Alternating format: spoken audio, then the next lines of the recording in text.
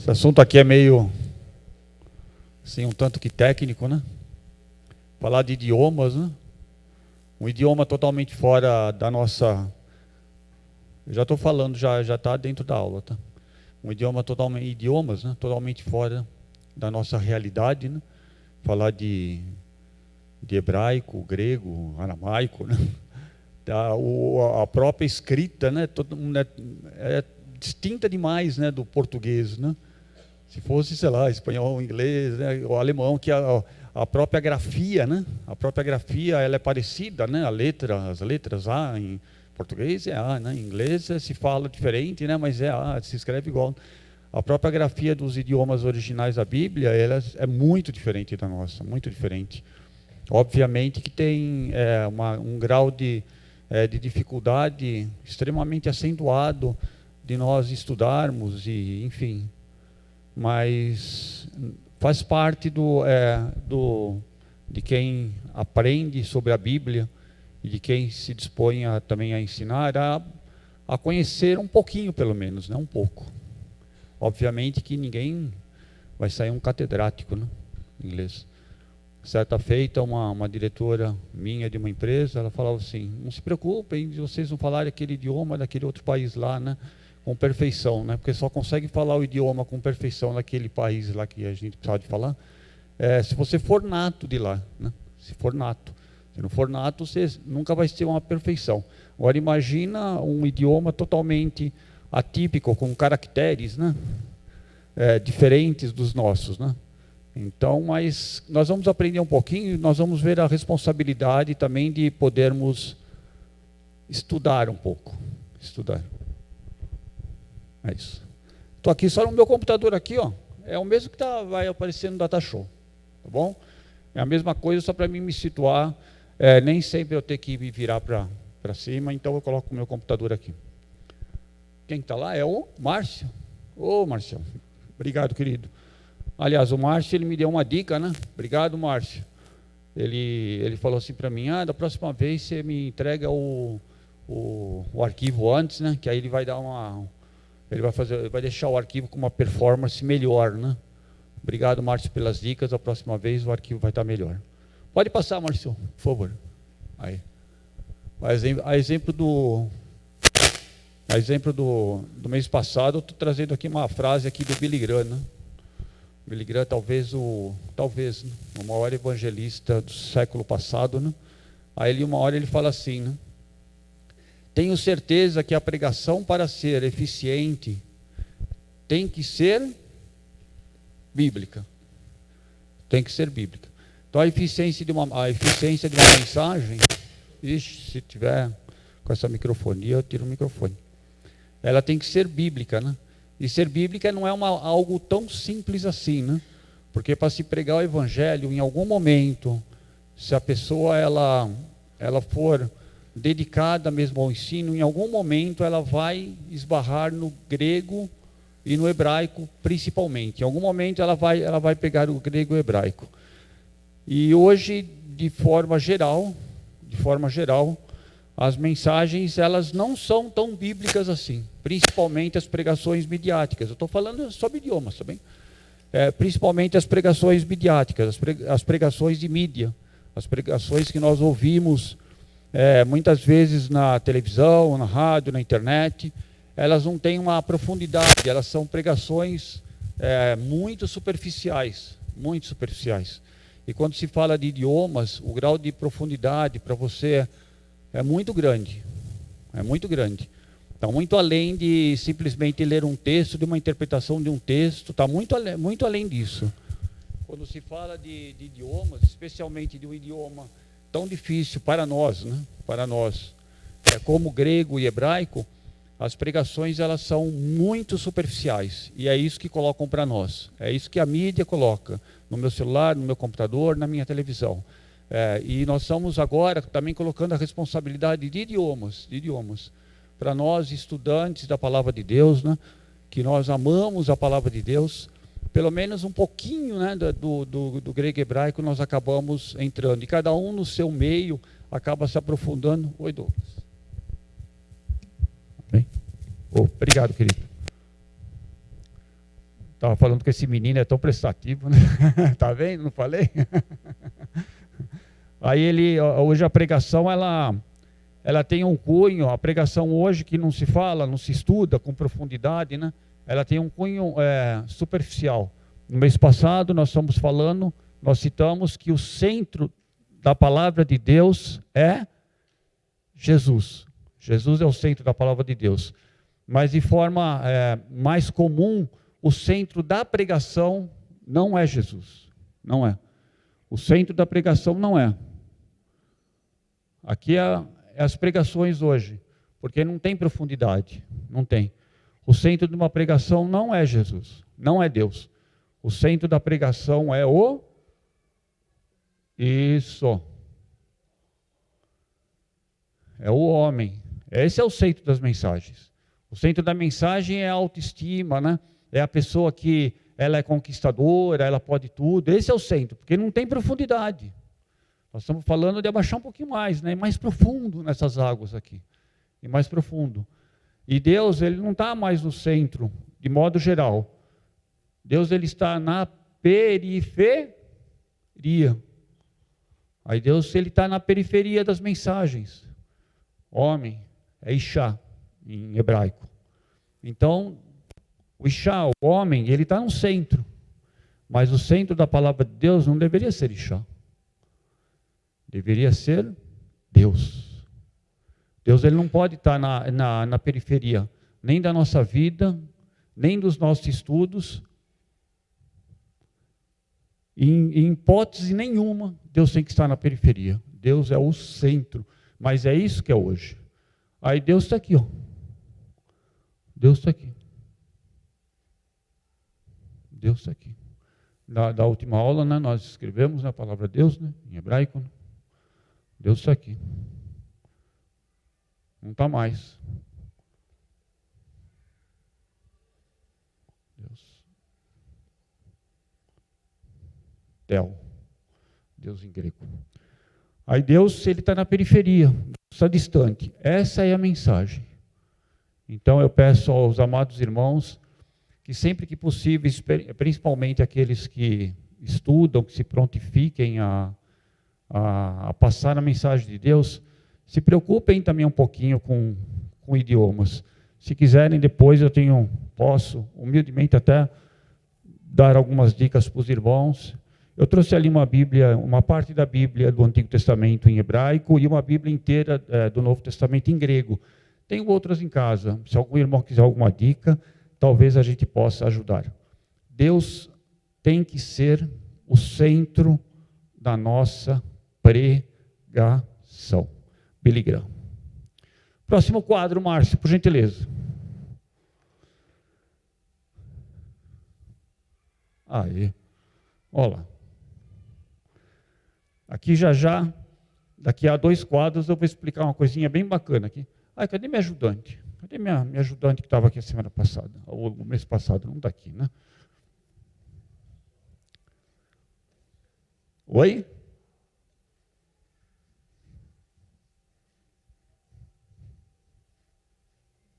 Aqui, ó, bonitinho. Aqui, ó. Olha, ó. O que é que acontecia? A palavra de Deus, ela era uma palavra oral. Oral. Um falava para o outro, um passava para o outro.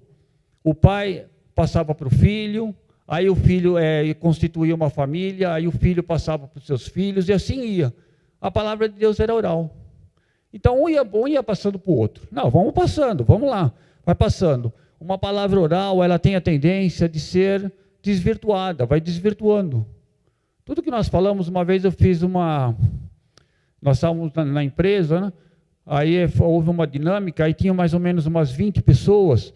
Aí aquele que estava dirigindo a dinâmica, ele contou uma história que ele leu ao pé do ouvido do primeiro do círculo.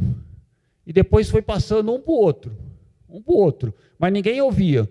Quando chegou no último do círculo, ele pediu aquele moço para vir na frente e contar a história que foi contada para ele.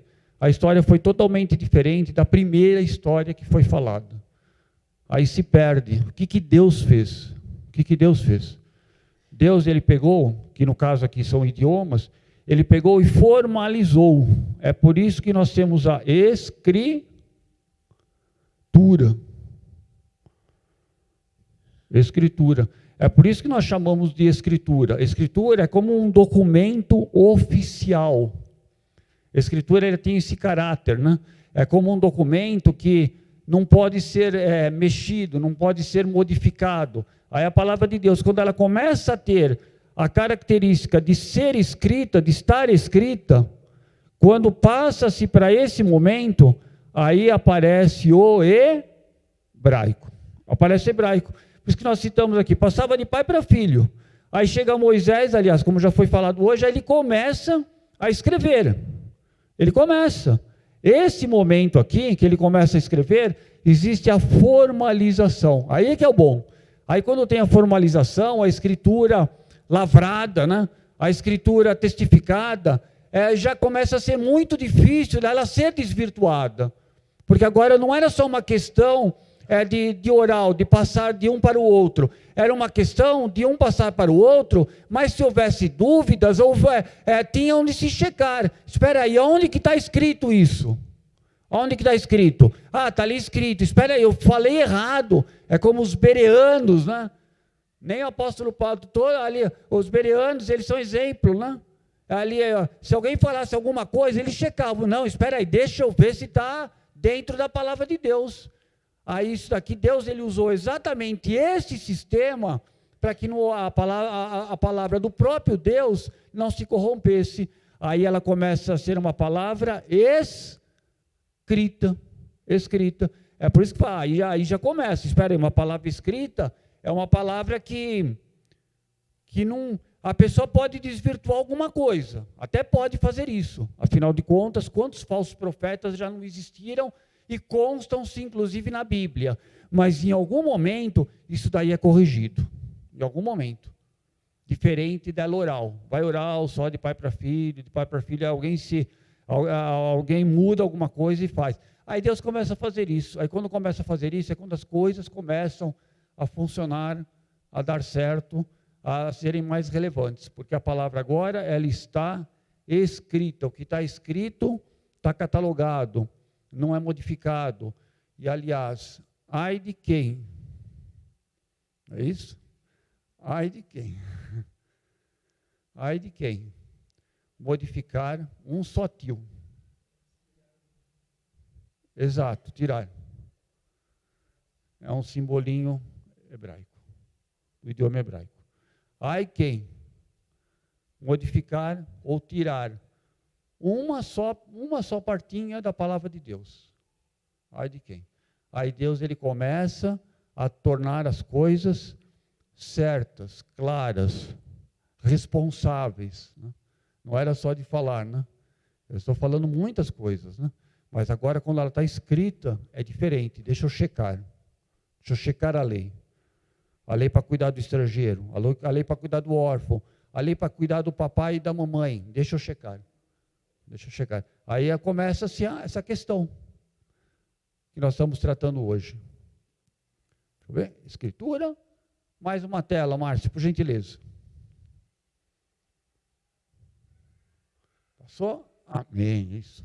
Aí o que acontece aqui, ó. Aqui eu estou colocando, na apostila no mês passado, tinham esses 5 pilares, mas eu só vou falar de um aqui. Os 5 pilares ali de Martinho Lutero, né, de 1517, da Reforma Protestante, né? Quem lê, quem estuda, né, na escola secular, passa também por isso, né, não só em escolas teológicas, né, também passam por isso, da mudança toda que ocorreu na Europa, ali na Alemanha, e depois foi para a Europa e para o mundo todo. E ali desses 5 pilares, ali da Reforma Protestante, está justamente a questão de que somente a Escritura. Então, a nossa fé é baseada na palavra de Deus, na Bíblia, é baseado neste livro sagrado. Essa aqui é só do Novo Testamento, mas a Bíblia inteira está ali. A palavra de Deus é baseada no livro sagrado, naquilo que está escrito. Se o que está sendo ensinado é o que está escrito, amém. Se o que está sendo ensinado, por mais bonito, por melhor, não está no livro sagrado, não tem valia espiritual. Qualquer profecia, qualquer coisa que nos falem, qualquer pregação, qualquer ensino teológico, tem que estar baseado na palavra de Deus. É aí que vem a chamada Escritura. É um documento inviolável. Para mexer nesse documento, tem que ir lá no cartório do céu. E não vai conseguir, porque Deus é o próprio autor. Deus é o próprio autor. Aí Martinho Lutero ele colocou, só estou lendo aqui, ó, só lá a Escritura, somente a Escritura. Aí as igrejas começaram um processo de volta à palavra, volta à palavra. E se volta à palavra, passa também pela palavra de Deus. Os maiores avivamentos que nós conhecemos foram quando ocorreram a volta à palavra. Não só o de Martinho Lutero, mas quando você lê na Bíblia também. Os maiores avivamentos, o avivamento de Josias. Como que foi o avivamento de Josias? Josias foi lá, achou uma palavra de Deus lá que estava presa lá, estava escondida. Ninguém achava ali a Torá. Ele acha, tem um avivamento. O avivamento lá do Sinai, ele foi baseado com o quê? Qual era o centro do avivamento do Sinai? Era exatamente a palavra de Deus. Qual era o avivamento lá hoje foi citado na linha do tempo ali de Esdras e Neemias? É porque Esdras e Neemias eram muito bons? Eram espetaculares? Não, não foram eles. O avivamento ali ocorreu por quê? Porque foi anunciada a palavra de Deus, foi explicada. E naquele dia lá da explicação ali da palavra de Deus, capítulo 8, ali, ele vai ali explicando, eles explicam o significado de cada palavra. Pegar ali no hebraico ali, cada palavra, essa palavra significa isso, isso. Aquele povo chorava. Quando eles começaram a entender o que significava a palavra de Deus, palavra por palavra. Isso aqui é volta, é retorno. Então eles estão voltando à palavra. Aí as igrejas, inclusive hoje, não só 500 anos atrás na Reforma, inclusive hoje, muitas igrejas estão com a volta à palavra, estão deixando coisas de meninos, de infantilidades espirituais, e estão retornando para a palavra. Um processo desde 1500, desde agora 17, quando fez 500 anos, nós fizemos um estudo de várias igrejas, e são muitas igrejas, especialmente as históricas, estão com um processo de retorno à palavra. Estavam vendo onde eles erraram, e onde eles erraram foi o desvio da palavra. Mais uma tela, Deuteronômio, ali. Meu Deus do céu, Deuteronômio é lindo demais. Vocês gostam de Deuteronômio? Sim ou não? É isso aí. Sim. Deuteronômio é espetacular. Espetacular. Eu vou falar agora um pouquinho aqui de uma palavra em hebraico.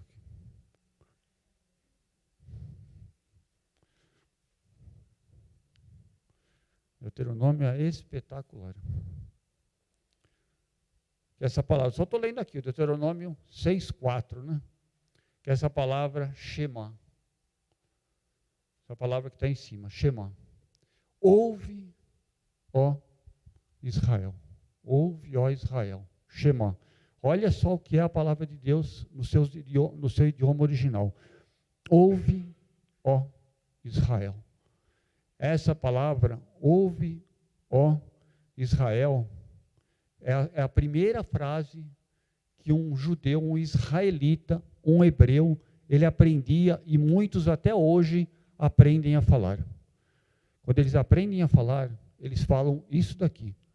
É isso que está escrito aqui, que é o Shema Israel. Isso que está aqui. Essas são as primeiras palavras. Os primeiros ensinamentos, eles falam assim: ouve, ó Israel, que o nosso Deus é o único Deus. É a primeira coisa que ele aprende. É a primeira coisa que um crente deveria ensinar, quem sabe, para o seu filho. Shema Israel. Ouve, ó Israel. Eu tenho uma Bíblia que quando tem esse Shema, eu grifei ela de verde. Eu não estou com a Bíblia aqui, essa Bíblia. Eu grifei ela de verde, quando eu encontro essa palavra, eu grifo ela de verde. Porque Deus, ele fala assim: ouve, ó Israel. Esse ouve, ó Israel, é para parar, saber que Deus é único, saber que Deus não tem igual, saber que Deus é criador, saber que não tem nenhum igual a Ele, e saber que Ele é o primeiro na nossa vida. Shema Israel. Ouve, ó igreja. Ouve, ó igreja. E foi com textos assim, que nos antigos tempos, inclusive nos dias de Jesus, as criancinhas, os filhos lá dos judeus, eles aprendiam esses textos aqui de Deuteronômio, 6, 7, 8, aprendiam isso. Foi isso que Jesus aprendeu lá na sua casa com papai e mamãe.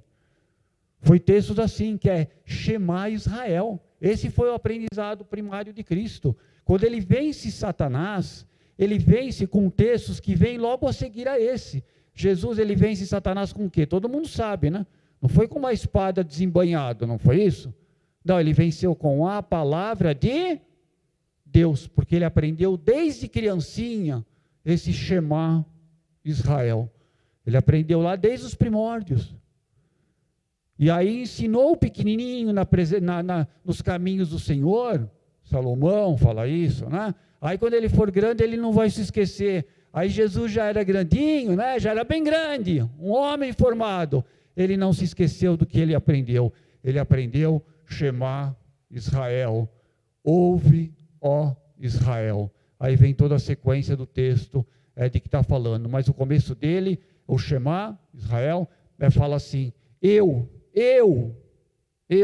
Deus, sou o único, sou o absoluto, sou o maior, sou o incomparável. Isso é hebraico, isso é idiomas. Isso eu estou falando agora aqui há uns 3 ou 4 minutos e uma única palavra, Shema. Ouve, segunda palavra, Israel.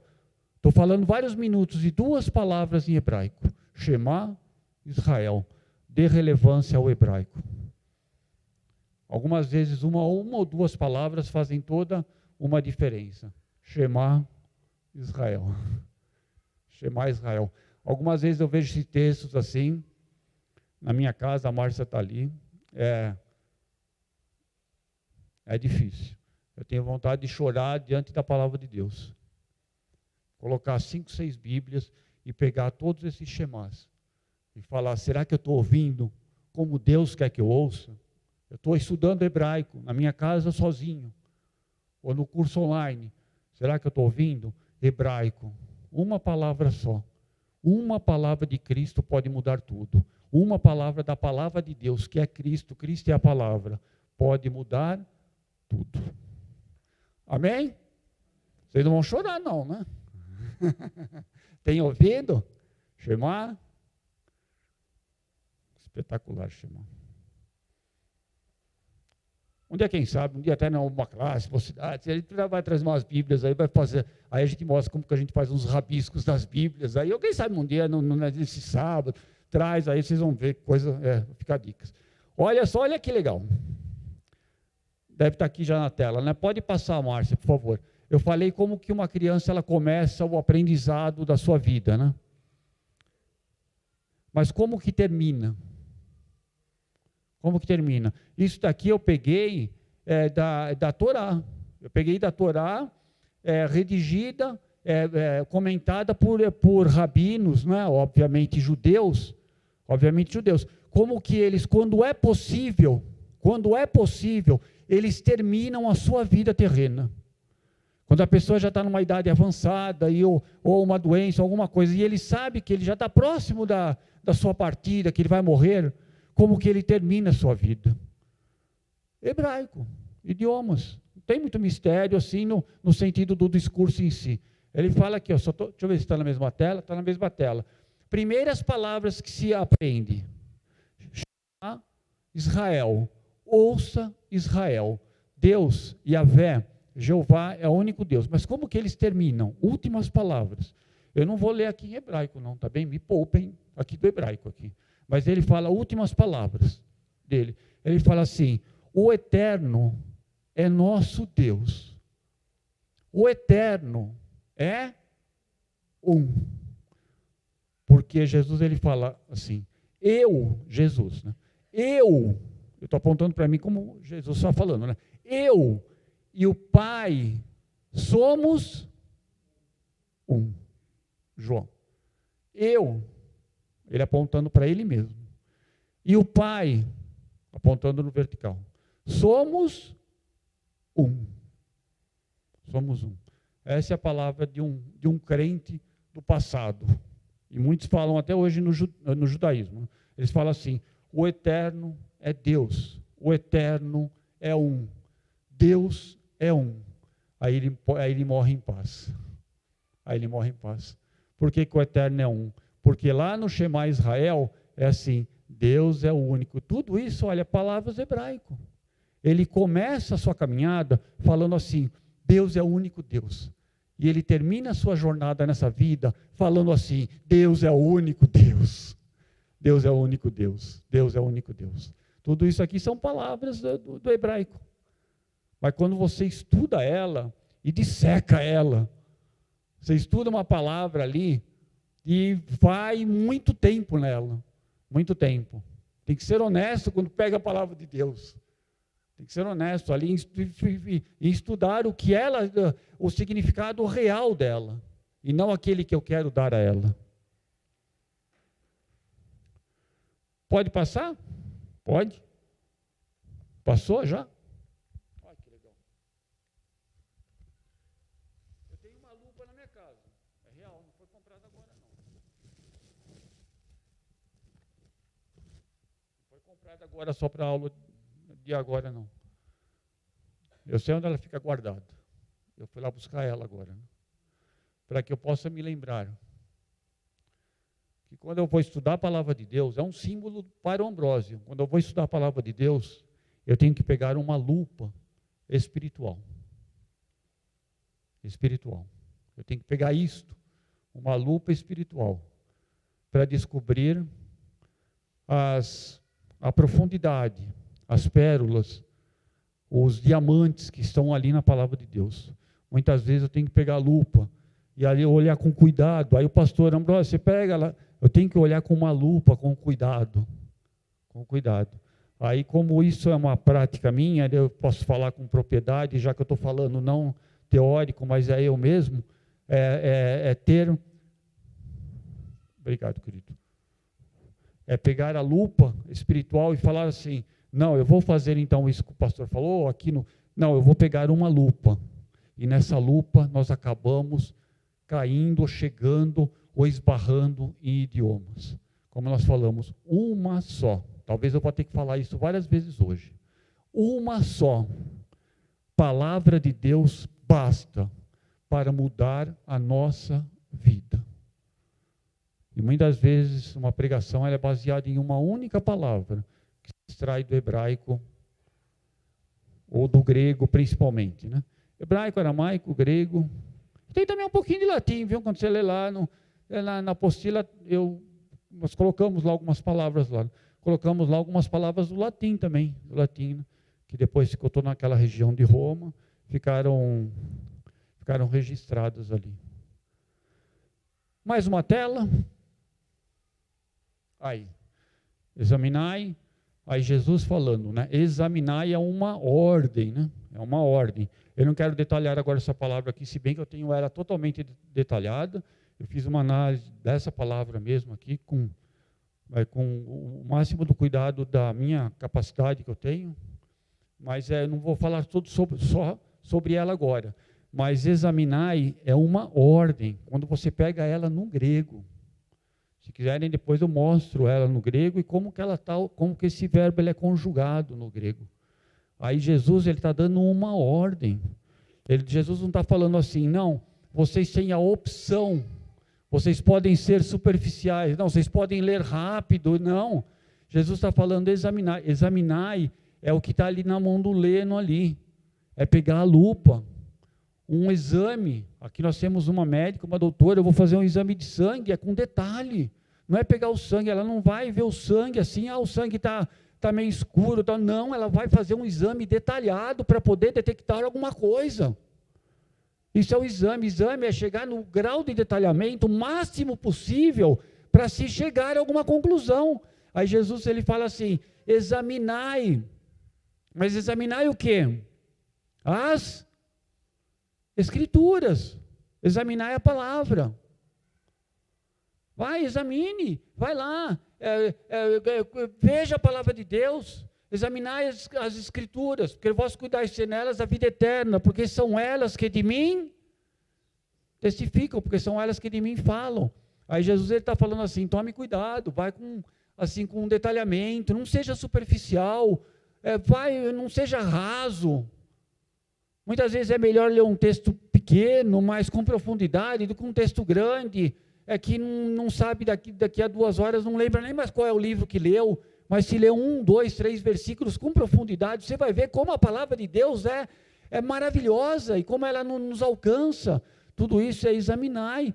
Lá no grego, você vai ver, tem até uma forma do verbo grego, é muito difícil mesmo, que é o aurisco, é muito, muito complexo mesmo, mas é uma ordem que Deus está dando, para nós examinarmos a palavra de Deus, sermos cuidadosos, né? Espera aí, eu não estou falando de uma coisa efêmera, uma coisa que eu vi, um livro, eu estou falando da Escritura, Próxima tela, vamos lá. Ali não dá para ver muito bem, né? Que bom, né? Porque aquelas letras em hebraico, meu Deus do céu, né? Meu Deus do céu. A gente vai se acostumando, o crente vai se acostumando de vez em quando com essas letras.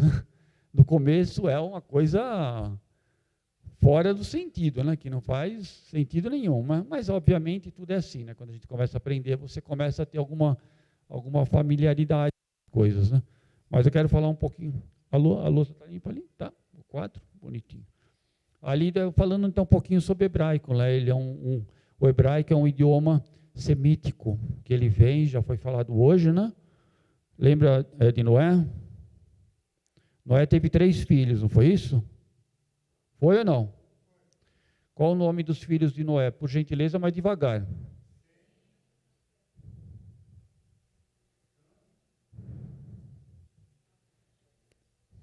Com licença. Jafé. Eu não vou citar agora sobre Cã e sobre Jafé, porque não é o escopo da nossa aula hoje. Mas esse idioma hebraico, ele é um idioma semítico, por quê? Porque ele vem deste Sem. E esse meu pincel está ruim. Ele vem de Sem. É por isso que ele é chamado... É daqui que vem o povo de Deus, é daqui que vem Israel, é daqui que vem o Messias, Jesus, ele vem daqui, né? Ele vem dos semitas, né? Ali vem. Então é um idioma, dali vem. O hebraico, ele começou ali na região de Israel, como nós sabemos já, né? E uma curiosidade. Nós estamos falando sobre hebraico, não é isso? É ou não é? É ou não é? Eu vou fazer uma pergunta, mas não precisa de responder para mim não, tá bom? Pode deixar que eu respondo.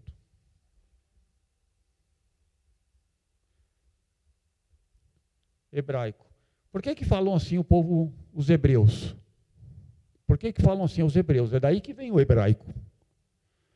Por que falam os hebreus? Você já pensou nisso alguma vez? É daí que vem hebraico. Hebraico vem de hebreu. Hebraico vem de hebreu. Aí tem hebraico, Israel, e tem os judeus também. Meu Deus do céu, quanta coisa, né? Quando eu penso que eu aprendi uma coisa, eu descubro que existe um oceano de coisas a serem ainda pesquisadas. Aí o que está falando aqui? Os hebreus, que é o hebraico, ele vem da onde? Lá em Gênesis, lá capítulo 10 e 13, depois se você quiser, tem tudo disponível, isso aqui os slides, todas essas coisas vocês podem usar à vontade, sem problema nenhum. Então, o que vem? Quando ali o povo de Deus, ali em um determinado momento, é um homem chamado Éber, ele passa, e o nome dele significa do outro lado do rio. É o nome que significa. O significado do nome é do outro lado do rio. É um povo, alguém que veio caminhando em sentido ali da Mesopotâmia, de onde o pastor já explicou hoje, foi vindo por mar Mediterrâneo. Aí quando ele chegou no lugar, falaram assim, não, ele é do outro lado do rio. Ele veio do outro lado do Jordão. E aí em um determinado momento, eles veem que Abraão, ainda era Abrão, ele pega e é chamado então de hebreu. Aí chamam Abraão de hebreu. Por que chamam Abraão de hebreu? Porque ele veio do outro lado. Muitos povos eram chamados de hebreus também. Mas depois isso se fixou tanto na linhagem de Abraão, porque começa a se nascer as escritas, que elas estavam misturadas ali, ela teve uma série de mudanças ali, e ali então começa-se a se chamar alguém de hebreu. Aí chamou-se na Antioquia, o primeiro lugar onde se chamou um discípulo de cristão. Ali, a primeira ali, Abraão, né? Abraão. É a primeira vez que se chamou alguém literalmente de hebreu, porque ele era do outro lado. Aí começa esse hebraico, aí começa alguém a ser chamado de hebreu. Então a diferença basicamente dos três aqui, ó. Parece que é tudo misturado, né? De fato é, mas existem diferenças. Hebreus foi dali, que é o do outro lado. Veio do lado de lá. Ele veio para cá. Aí Abraão foi chamado. Hebreu começou hebraico. Eu estou estudando hebraico agora aqui. Só para minha tela não apagar. Estou estudando hebraico. Aí Israel, é o que o pastor já explicou hoje. Tem um caráter espiritual. Tem um caráter agora espiritual. Então Deus falou aqui com Abraão, é o hebraico que nós estamos estudando hoje. Israel tem esse caráter, esse caráter espiritual. E o judeu, o que é que a gente fala assim? Os judeus, né? Os judeus, até hoje, os judeus, a gente generaliza, né? Judeu né?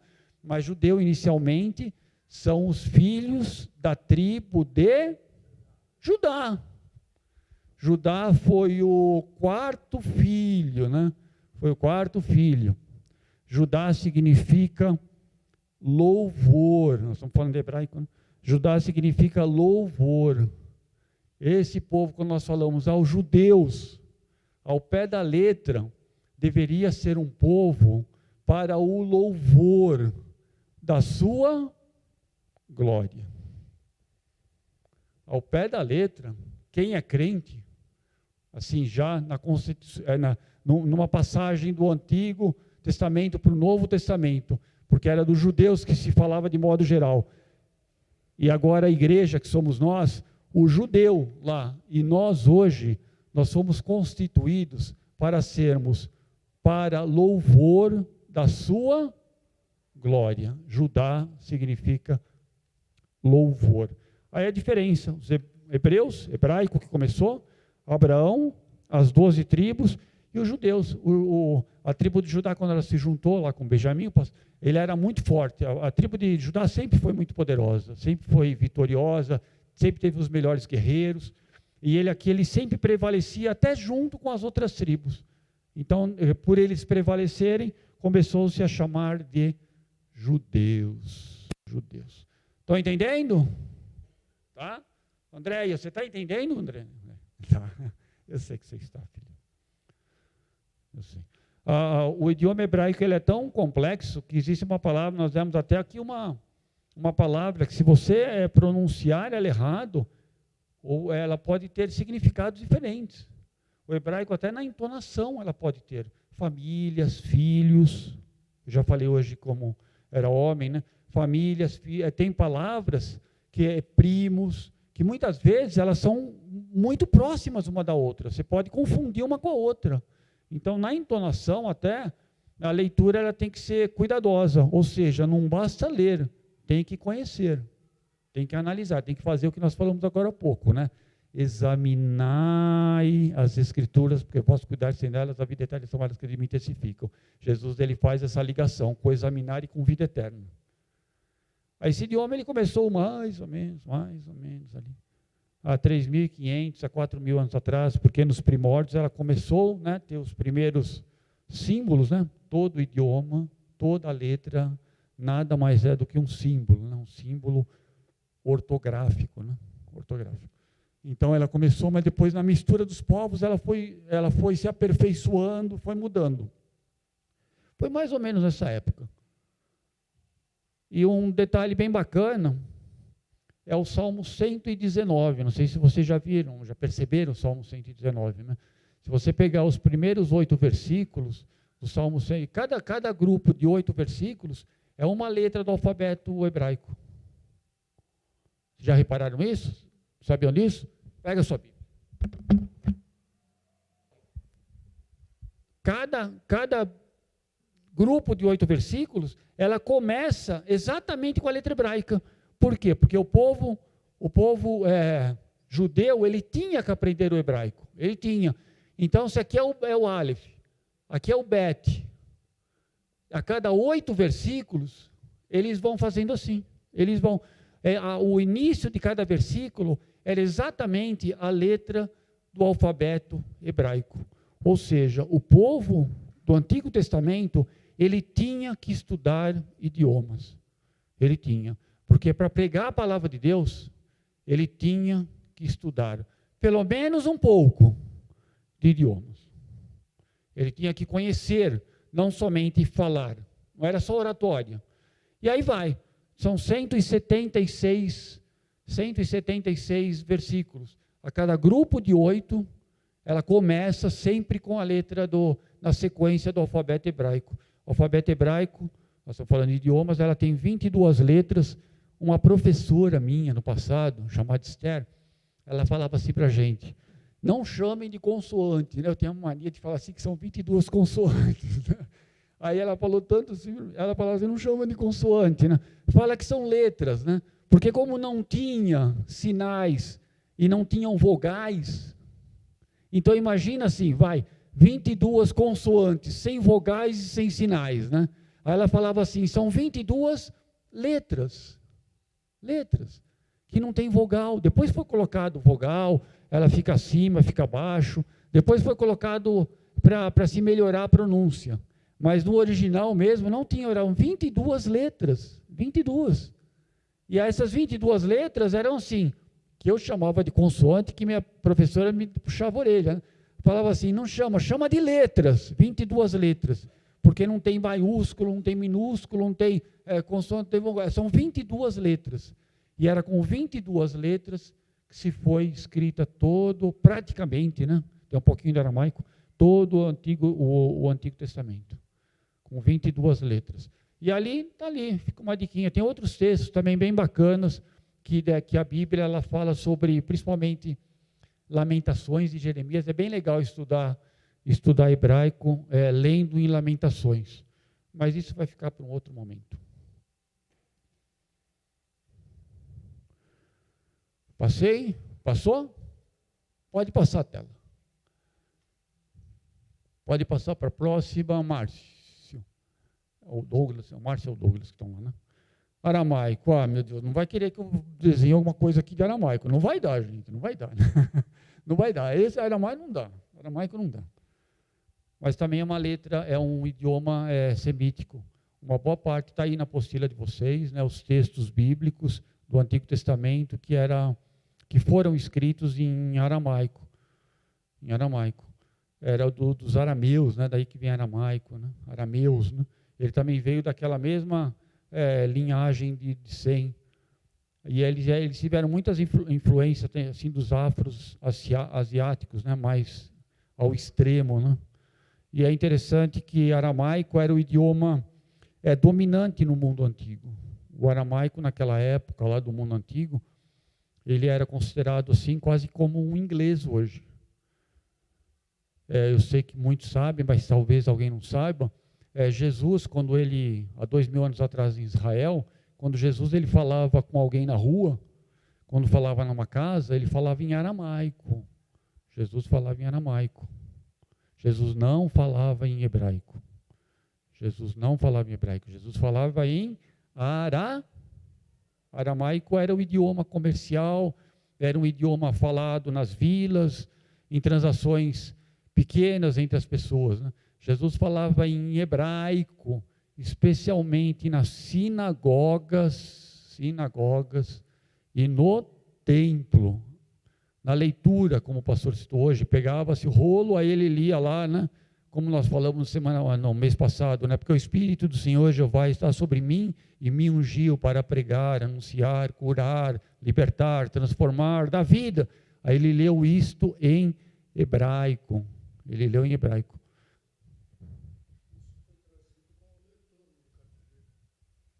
Foi retorno do cativeiro. Ali no retorno do cativeiro, o hebraico se generalizou em Israel. Se generalizou. Aí é que eles perderam o hebraico deles comum, comum. Quem resgatou o hebraico deles foi numa pregação do pastor Marcos Elias, há um mês e pouco atrás, quando pregou sobre Neemias. E Esdras ensinando a palavra de Deus. Ali começa o resgate do hebraico. Só que o idioma falado entre as pessoas era aramaico. Era assim que Jesus falava. Falava em aramaico. O aramaico era apresentado para o povo porque eles haviam acabado de voltar do cativeiro. Então, quando o Senhor Jesus ele fala, ouvistes o que foi dito, eu, porém, vos digo, o Senhor Jesus ele se coloca acima do que os sacerdotes eles passavam para o povo.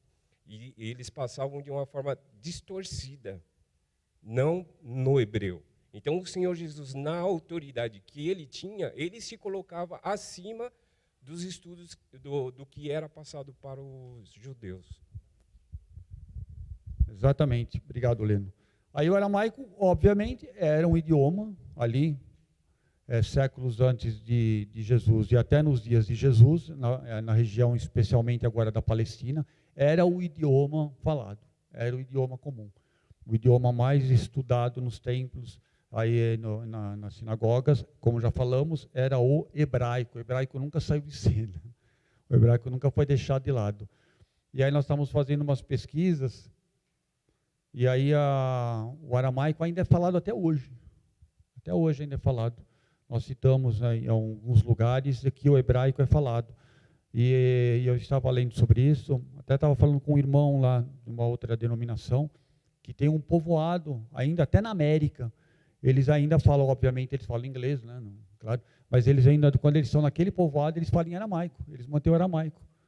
Então ainda tem povos assim, distintos, assim, pequenos povoados que ainda, eles ainda mantiveram o aramaico ainda vivo, ainda mantém o aramaico vivo. Então o aramaico, apesar de ser considerado uma língua morta, né, de um âmbito geral, alguns ainda mantêm a escrita e a leitura do aramaico. Achei bem bacana isso, né, como Deus ele preserva as coisas. Eu até na hora que eu estava estudando sobre isso e pesquisando, e fui em alguns lugares para pesquisar sobre o aramaico, que não é tão comum, não é fácil ter, né? É material sobre aramaico, né? Aí eu acabei ficando bem feliz, assim, né, da parte de Deus, de pensar assim, quando eu estava pesquisando sobre isso, tive que ir para alguns lugares para escrever 3, 4 frases aí que estão na apostila, decorreu uma demanda grande, aí fiquei tão feliz pensando exatamente como o pastor citou agora há pouco, do achado de Qumran, agora é relacionado ao aramaico, como Deus ainda preserva coisas, nesse caso, do seu idioma original. E só por ter aquele povoado na América, eu já fiquei assim bastante feliz, né? Não sei só na Síria, na Turquia, em pequenos povoados, mas está na América, né? Que é o país mais importante do mundo, né? Está nos Estados Unidos, pequenos povoados. Eu pensei, como Deus ainda preserva essas coisas, como Deus ainda preserva. Eu fiquei bastante admirado e até feliz no âmbito espiritual, para preparar 2, 3 frases ali, ter me demandado tanta coisa para estudar um pouquinho mais de aramaico. Porque na faculdade, na pós, não tem aramaico, não tem. Grego e hebraico tem, né? Grego e hebraico tem. Mas aramaico não tem. Vamos estudar aramaico, é uma coisa muito assim, aí é só pincelar. Mas aí fiquei bastante admirado de saber alguns povoados ainda que estudam e que preservam. Aí eu entendi mesmo da parte de Deus a preservação da sua palavra. Amém? Querem fazer um curso de aramaico? Não, não dá, né? É difícil, né? Mas de hebraico, não vou falar que ninguém vai para fazer um curso de hebraico, pode fazer. Você vai ver como você vai, assim, amar. Mas já estudando um pouquinho, sabe? Umas palavras, indo ali, não, o que é isso, o que é aquilo, essa primeira letra, outra, lá, você vai ver. Tenho certeza que você vai amar, se é que já não faz isso. Vamos lá, pode passar. Grego. Grego pelo menos os termos do grego, meu Deus do céu, não é tão complexo assim, alguns deles, né? Hoje já foi falado alguns aqui, né? Teocracia, já foi falada essa palavra hoje, eu apaguei a palavra tel em grego.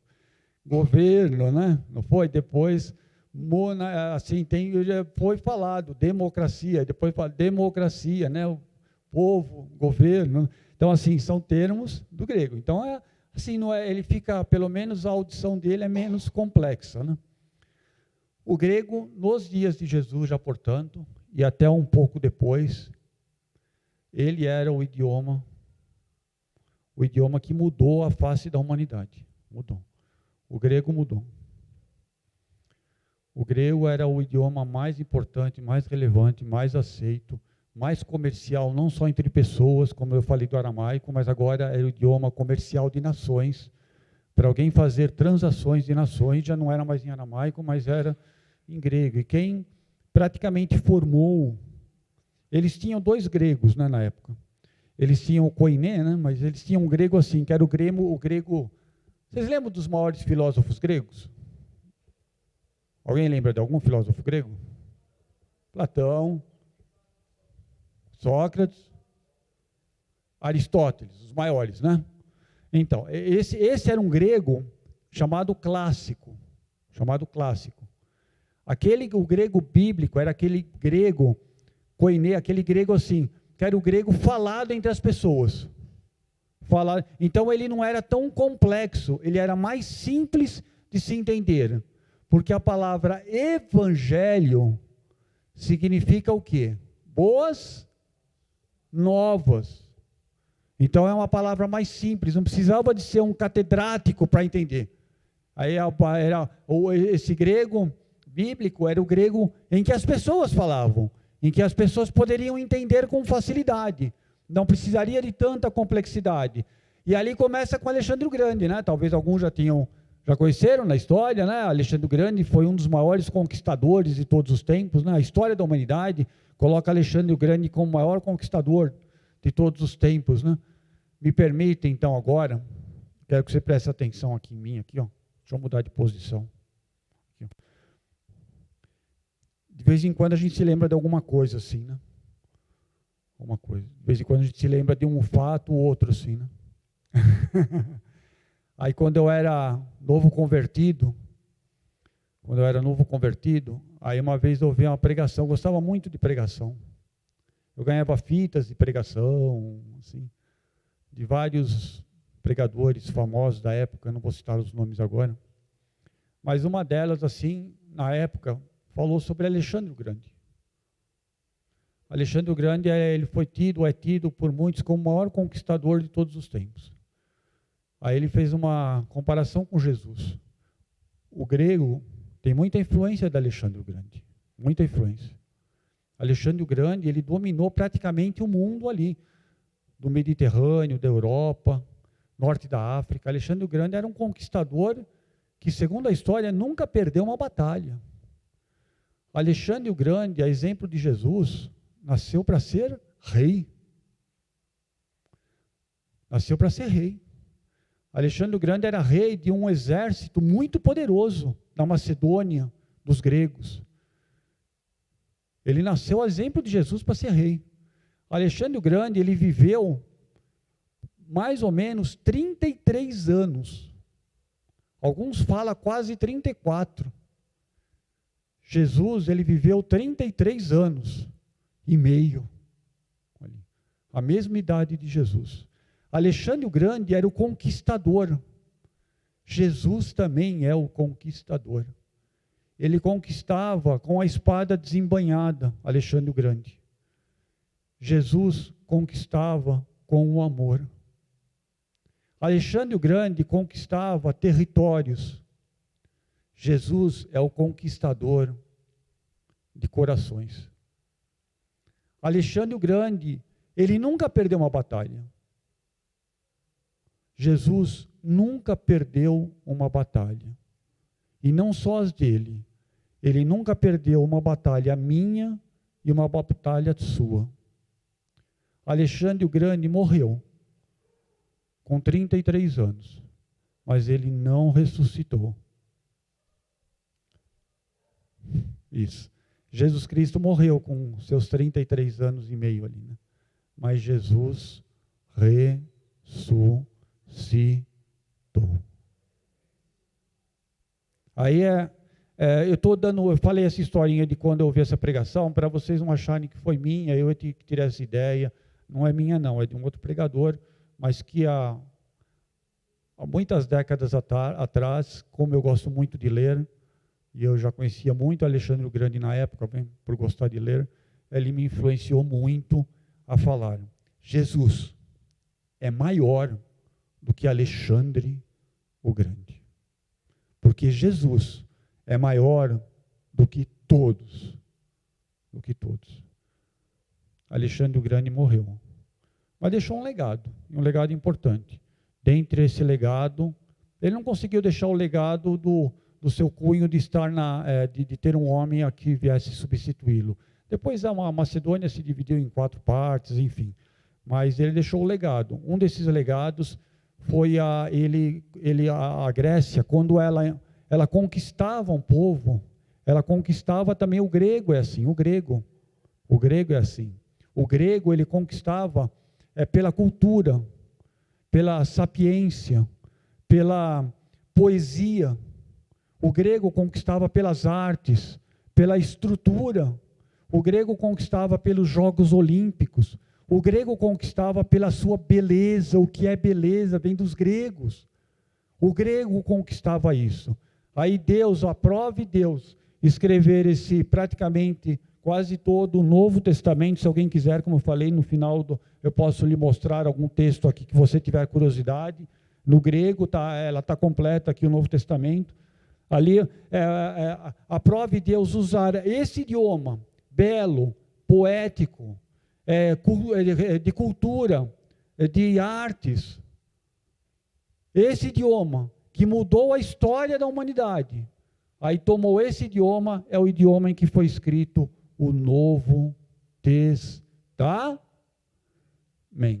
Isso. Foi o idioma que foi escrito o Novo Testamento. Aqui tem igual tem a variante do Covid, né? Algumas vezes a Ana já citou aqui, né, doutor, sobre isso. Inclusive, na minha casa, eu falei muito sobre o seu último discurso sobre o Covid, naquela questão da máscara, né? Eu falei bastante sobre isso. Reproduzi o que você falou sobre isso. Quando fala assim, a variante Delta, né? Depois Ômicron. Essa é tudo letras do alfabeto grego, porque começou lá no começo.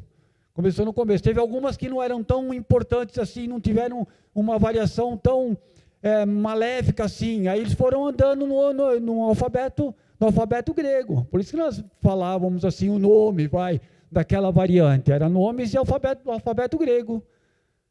E aí vai, por exemplo, grafor, né? Como que é escrever em grego, né? Está muito rabiscada a lousa. Como que é escrever em grego? É grafó.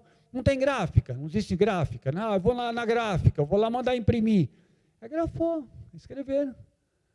E assim vai, N palavras vão se discorrendo exatamente isso, porque a cultura da chamada helenização no passado, ela dominou o mundo, dominou, e ainda prevalece muito até hoje. Aliás, deixa eu fazer uma pergunta para vocês, quer ver? Isso aqui é a Bíblia da senhora? Tá bom, eu já dedurei agora, né? O que é isso daqui? Pode falar, o que é isto? É uma palavra grega. Bíblia, palavra grega. Quando nós falamos assim, você trouxe sua Bíblia? Quando o pastor hoje à noite, não sei se o pastor vai pregar, o pastor vai falar assim, abra sua Bíblia. Ele está falando uma palavra grega. Ele não está falando em hebraico, ele está falando em grego. Ele está falando uma palavra grega. O nome disso daqui, desse conjunto de livros, dessa enciclopédia, que é Bíblia, um conjunto de livros, é uma palavra grega. Totalmente inserido no nosso vocabulário, no nosso, na nossa vida, todo mundo inserido. Aqui quem gosta de matemática, eu sei que muitos gostam, né? No Excel, está lá aquele símbolo, né? Da somatória. É tudo palavras ou letras gregas, o símbolo da psicologia é psi, o símbolo da psicologia vem de psi, letra grega, e assim vai. O grego entrou na nossa vida, o grego entrou, e entrou para não sair nunca mais. O grego entrou para não sair nunca mais, porque o Novo Testamento, quase todo, é escrito originalmente em grego. Então, na vida de um crente, o grego entrou para nunca mais sair. Amém? Entenderam um pouquinho ou não? Está difícil? Deixa eu passar aqui só na minha tela aqui. Pode passar lá, querido, por favor. É Mateus? Mateus. Essa aqui eu vou passar ela mais rápido, mas olha que legal. Não pense que eu vim abolir a lei, ou os profetas. Não vim abolir, mas eu vim cumprir. Eu vou te falar agora, essa palavra, nós dessecamos ela, e não fui eu que dessequei não, tá? Eu fui um pequeno ajudante lá no curso da pós. Dessecamos essa palavra cumprir. Quando Jesus ele fala assim, vocês acham que eu vim acabar com a lei? Não, eu não vim acabar com a lei. Eu vim cumprir a lei. Cumprir. Essa palavra ali, quando fala cumprir, ali, quando você pega ela no hebraico, eu já vou falar na última instância do que significa essa palavra. Já vou falar na última instância. Essa palavra no hebraico cumprir, ela vem de um termo, eu já vou falar na última instância, que é perol. Perol. Jesus ele fala assim, eu vim cumprir, mas não é só cumprir. Cumprir é falar assim, tem culto hoje à noite 16 horas, 18 horas, aí 18 horas eu estou aqui. Isso é cumprir. Perol não é isso. Perol não é isso. Essa palavra, ela vem de não só cumprir, mas de transbordar. Jesus ele não veio só cumprir a lei, não veio. É pouco. Quando nós estudamos essa palavra, num curso de teologia, de que eu era o menor dos menores ali naquela classe, eu me sentia nada, ninguém ali no cantinho, ali, aí eu falava, meu Deus do céu, nós estamos aqui dissecando uma palavra, perol, e agora eu estou descobrindo, olhando no grego, que Jesus não veio só cumprir. Quem sabe eu já falei isso um monte de vezes, né? E agora no hebraico, no grego eu estou descobrindo, ele não veio só cumprir, ele veio transbordar a lei. Transbordar é fazer mais do que a lei está mandando. Já que o apóstolo João fala que as leis do Senhor, ou os mandamentos do Senhor, primeira epístola, lá no final do Novo Testamento, eles não são pesados para quem ama o Senhor. Aí ele fala, transbordar, eu só estou lendo aqui no meu computador aqui, para não ficar de costa para os irmãos. Aí ele fala, transbordar, é essa palavra, a essência dessa palavra. E aí Jesus, logo a seguir, ele fala, mas o que é transbordar a lei? Aí Jesus fala, se alguém te bater na face, dá outra. É transbordar a lei, é fazer alguma coisa a mais. É fazer um pouquinho a mais.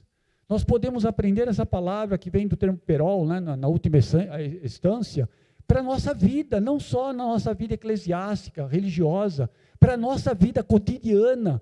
Nós estudamos isso, espera aí, eu posso aplicar isso no meu trabalho, eu posso aplicar isso na minha família. Se o meu chefe falar assim, Ambrósio, faz esse relatório e depois eu vou querer que a secretária imprima. Não, eu vou lá, eu faço o relatório, imprimo, encaderno e dou para ele já encadernado. Ele pediu só para mim fazer o relatório. Isto é o perol, é fazer mais do que se manda, é fazer um pouco a mais, é transbordar uma ordem.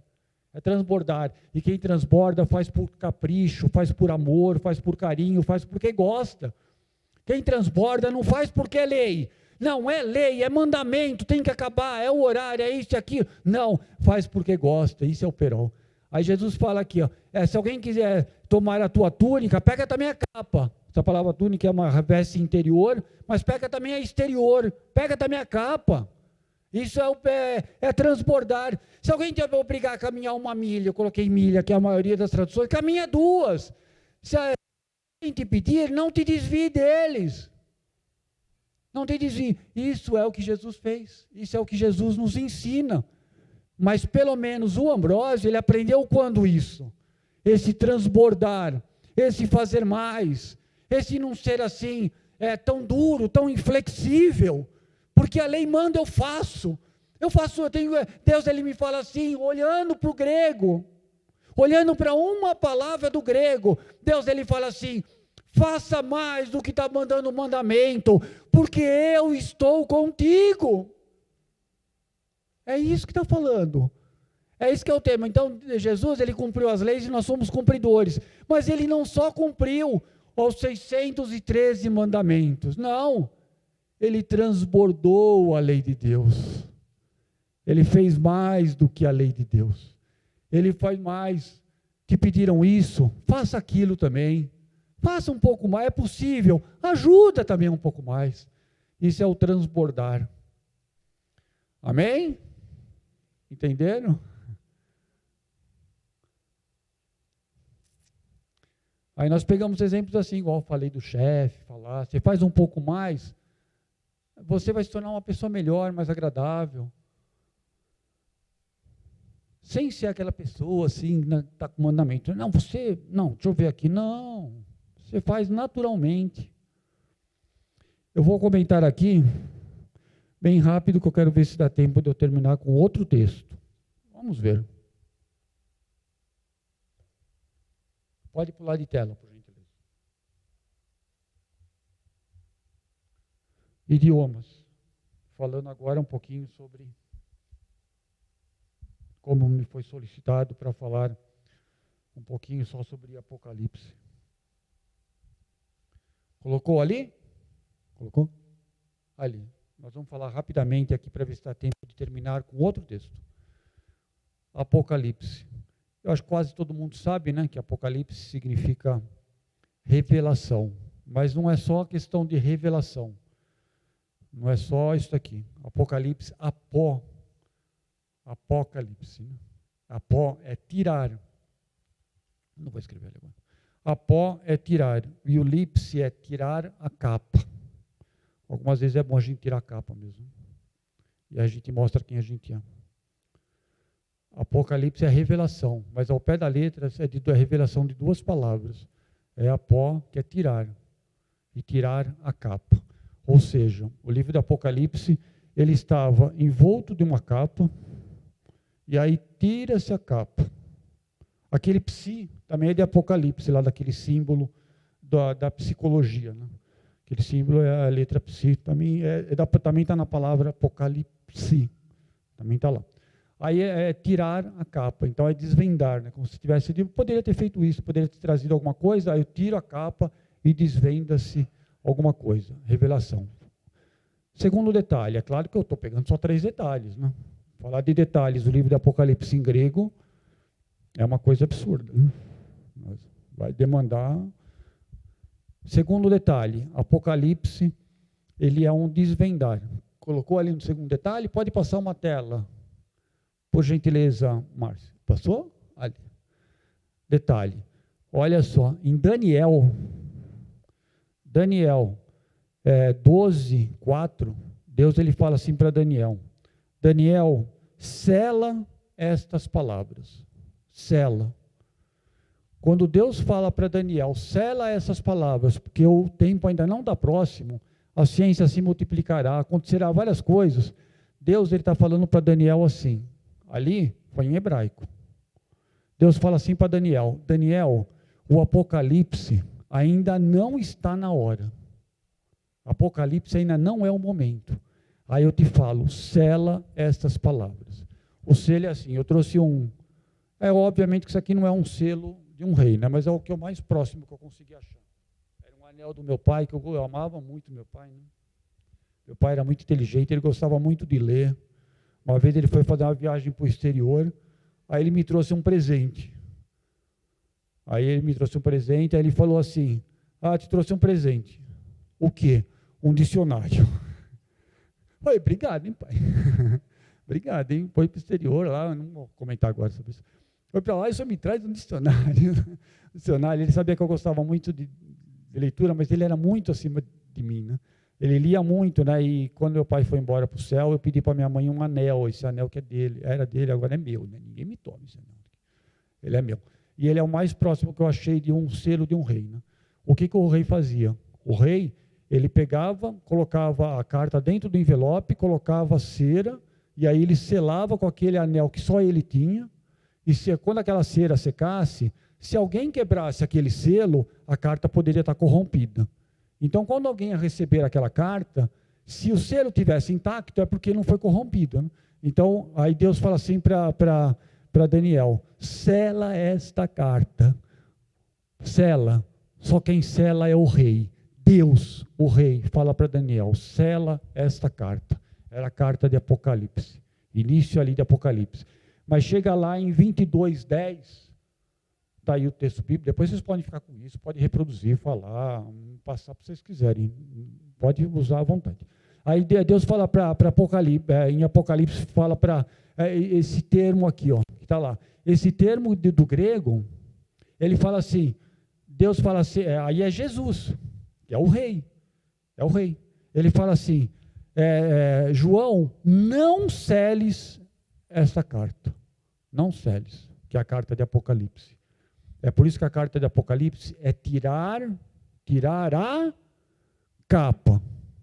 Ou se quiser mais simples, né, revelação. Tudo bem. Mas se quiser mais, né, aprofundado no grego, vai ser tirar a capa, ou desvendar. Aí Deus fala assim para ele, não seles essa carta, porque o Apocalipse está na hora. Não seles. Não seles agora. O rei está falando. O rei que é o dono do selo, ele fala assim, o rei que é Jesus, ele fala assim, não seles esta carta. Próximo slide, por gentileza. Minha tela travou aqui, não tem problema. Quem sabe eu consiga seguir na sequência, mesmo não tendo aqui comigo. Acharam? Vou fazer uma pergunta, mas não precisa de responder não, tá bom? Não precisa. Eu ia escrever aquelas letras aqui agora, mas eu não vou fazer. O Aleph, o Tav, o Alfa e o Ômega. Nós louvamos várias vezes. Andréia, eu vou comentar agora, mas não vai querer levantar aí agora, por gentileza, e já ir para o teclado. Se você fizer isso, eu vou permitir que você faça isso, porque eu vou amar que você faça isso. Mas não faça isso, por favor. Senão eu vou ser impedido pela minha vontade de querer ouvir o louvor, tá bom? Quantas vezes nós não ouvimos assim, ó Alfa, Ômega, e aí vai, né? Quantas vezes nós não ouvimos, e tem alguns louvores que falam que Jesus é o Alfa e o Ômega, e de fato ele é. Está lá escrito lá no texto. Ele está falando assim, e quem está falando é Jesus, ele fala dele mesmo. Não é que, por exemplo, eu vou falar alguma coisa do irmão, alguma coisa da irmã, alguma coisa de Deus. Não, é Deus falando dele mesmo. Eu sou. Mas por que está falando no grego e não está falando no hebraico? Por que o texto, ele fala assim, Jesus ele fala assim, eu sou o Alfa e o Ômega, e não o Aleph e o Tav, que é a lei as letras do alfabeto hebraico. Por quê? Por que Jesus ele fala, eu sou, como se fosse assim, o alfabeto grego e não o hebraico? Por quê? Por que Jesus fala isso? Por que nós cantamos isso? Talvez, será que nós entendemos o que nós estamos cantando? Será que nós entendemos por que ele é o... Estou me achando agora com esse anel aqui. Meu papai foi para o céu. Que falta dele. Mas um dia nós vamos para o céu também. Será que nós entendemos por que ele é nós cantamos que ele é o Alfa e o Ômega e não é o Aleph ou o Tav? Por quê? Alguém pode, por gentileza, abrir sua Bíblia, Salmo 96? Pode abrir. Rapidamente. Leia o primeiro versículo para mim. Salmo 96, só o comecinho.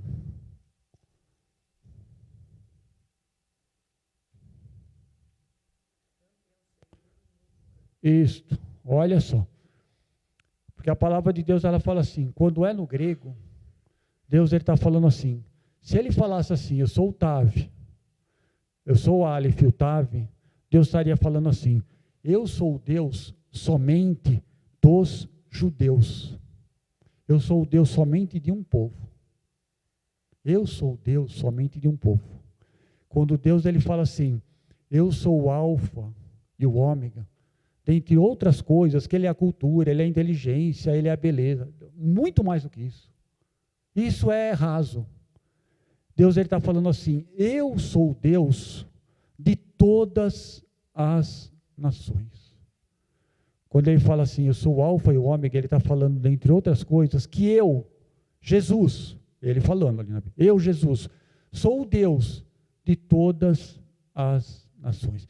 É por isso que esse salmo fala: cantai ao Senhor um cântico novo, cantai ao Senhor todos os povos, cantai ao Senhor, bendizei o seu nome, proclamai a sua salvação, anunciai entre as nações, entre todos os povos, a sua glória, e anunciai todas as suas maravilhas. Não vou citar o restante dos versículos, né?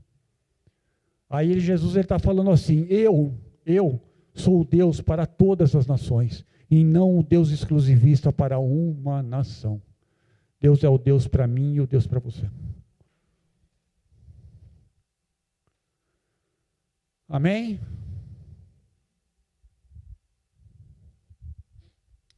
Pode passar para a próxima tela, por favor.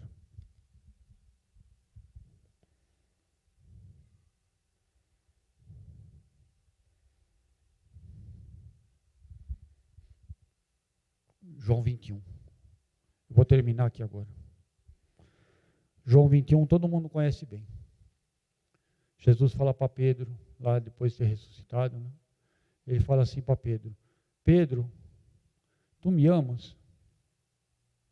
Aí Pedro fala assim: sim, eu te amo. Aí depois Deus fala para Pedro de novo: Pedro, tu me amas? Aí Pedro fala para Jesus: sim, eu te amo. Aí a terceira vez, Jesus fala para Pedro: Pedro, tu me amas? E Pedro fala assim: sim, eu te amo. Não é isso que está escrito no grego. Não é isso. Você ama a Deus? Quem ama a Deus aqui? Levanta a sua mão. Eu também. Mas não é isso que está escrito no grego. Pode passar para a próxima página, por favor. Quando Deus ele fala assim para Pedro: Pedro, tu me amas? Ele está falando agape. Tu me amas de todo o coração, Pedro? Tu me amas? Aí Pedro, ele fala assim para Jesus: Senhor, eu te filéu, essa palavra conjugada. Eu te amo com afeição, com amizade. Eu tenho afeição por ti. Jesus perguntou se ele amava de todo o coração. E ele responde: eu tenho afeição por ti. Aí Jesus pergunta de novo: Pedro, tu me amas, ágape, de todo o coração? E Pedro, de novo, ele não fala agape para Jesus.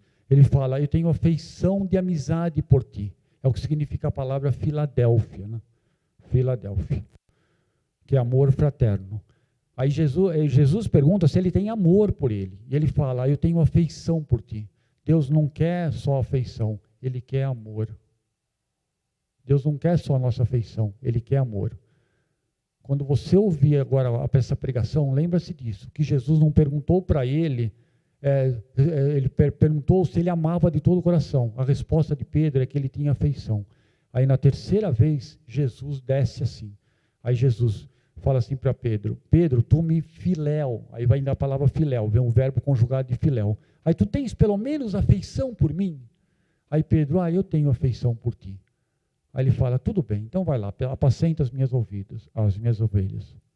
Deus, Ele não quer que eu e você tenhamos esse amor por Deus, filéu, de amizade, de afeição, de carinho, de gostar de estar um pouco. Deus, Ele quer o amor grego ali, no máximo da sua essência, que é o amor agape. É o amor de entrega. É o amor que supera tudo. É o amor que passa por barreiras.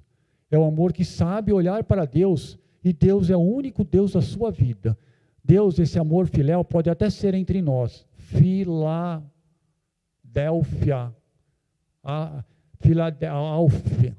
que é irmão, que é o Délfia, a Délfia, que é de irmão.